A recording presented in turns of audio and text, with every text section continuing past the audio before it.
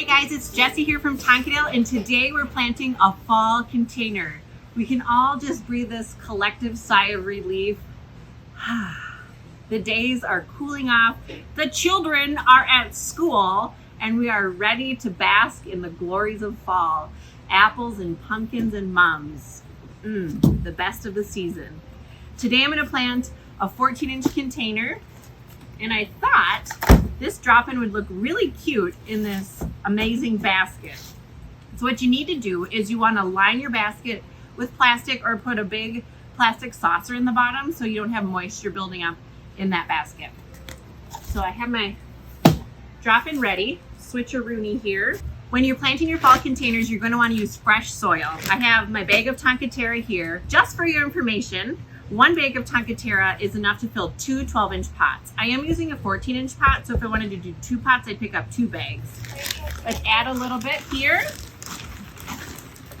You are going to want to use fresh soil in your fall containers because that's just what's best for the plants. We have all those nice, juicy, organic nutrients in the Tonkatera. Now, just for your information, 1 bag of Tonkatera fills 2 12-inch pots. So I'm doing a 14-inch pot. If you want to do 2 14-inch pots, pick up 2 bags of TT. I filled my pot just up to the lip right here and I'm ready to go. First, let's talk about some frost-tolerant annuals. The star of the show is always our garden mums. Now, our garden mums are near and dear to my heart because we grow them at our growing range, along with all of these other plants in Breckenridge, Minnesota. Garden mums are kind of a specialty crop. They flower under short day conditions, so they need that specific photo period in order to set bud and get ready to bloom. When you're purchasing a mum, it's best to purchase them with really tight buds, just cracking color so you know what color you're getting to ensure that they last long into the fall. This one is called Poppin' Purple, and then I have another one here called Perfectly Orange. And because of the care in growing them, they're nice and tight and they almost bounce like a basketball. Let's take a look at those roots. Nice, fine, juicy roots. Oh, this one is just watered. Give it a little pat, pat, pat. If the soil mass on your mum is too chunky, you can just take it down a notch so that it fits in your container, and then there's room to stuff a lot more in there. Mum's grass and kale are your quintessential container elements. We have this big boy here. This one's called Toffee Twist, and I love how graceful and drapey she is.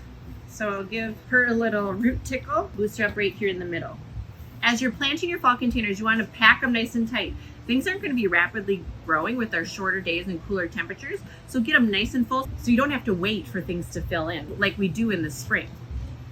Kale. This one's called Peacock Red. There are many different kinds of, we call them flowering cabbages or kale. This would be like your traditional kale, the dinosaur kale.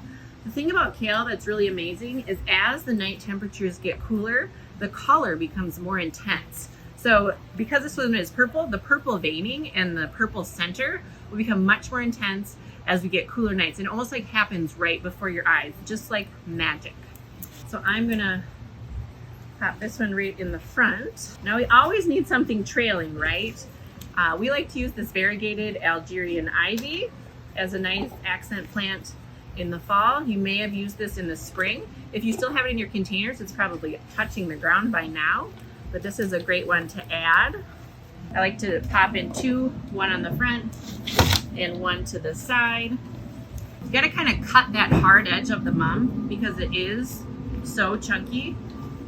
Adding in the drape and movement really does help knock it down and make it easier for your eye to rest. Sometimes it's kind of fun to double up on your mum. So doing a large and a small, you can double up. With any luck, I can stuff my Perfectly Orange right in next door. So that's kind of fun. Now, not a lot going on in the back, so I'll probably just add some texture. I love the silver that Dusty Miller gives. Pay attention here because a lot of these plants are available in the spring. And if you plan carefully, you can use these plants starting with pansies all the way into your fall container. So put some Dusty back here, kind of fill it in and round it out. I don't get comments about overstuffing and hurting the plants, but believe me, they're loving every minute of this, as am I. Another thing that I love about fall is it's just so simple. There aren't as many choices in the greenhouse when you're choosing plants for your fall containers. So just picking colors and textures that you really love is most important. And then the containers continue to get more interesting as the season progresses. So your mum will open in various stages. Your kale is going to deepen in color. Your ivy is going to trail and be gorgeous. When pumpkins and gourds come in, you might decide to just poke one in here at the side. You have options, but there are less options. So it's not as overwhelming. It's very easy. And you don't have to worry about taking care of this thing for months on end. Now, one thing we do at Tonkadale is we do use some permanent or faux elements in our fall containers. And people seem to like it. You don't have to, but I'm going to show you how to do it in case that's your jam. These are just some really pretty orange maple leaves, and they're suitable for outdoors. And you know what? Face it, people, the leaves are going to change. So anyway, you can cut these stems down with a bolt cutter or a wire cutter. I folded it in half. I mean, kind of cute, right? I don't know. They're kind of coming out like antennas. You might add one here up in the front. Let's see how it looks in our basket.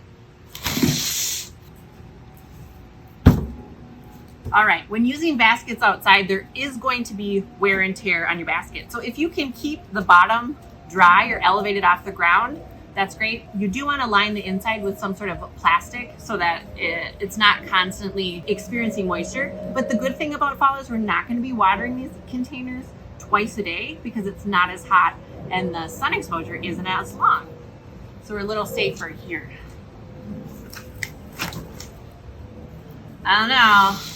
I think it's pretty cute. One thing you can do to elevate your container is simply nest your pot inside of another pot. So I'm going to try one and see what that does for us. Is that going to give us the level? I love it. All right, there's fall in a basket. This would be a great housewarming gift, a great teacher gift, something just to say fall to your neighbors. So get out there and get your fall containers planted. You'll be glad you got it done, and you'll be able to enjoy them until the snow flies, because it will. We know it will. Thanks for watching, and we'll see you at Tonkadale. Hold on, I forgot to talk about the rest of the plants that tolerate a frost.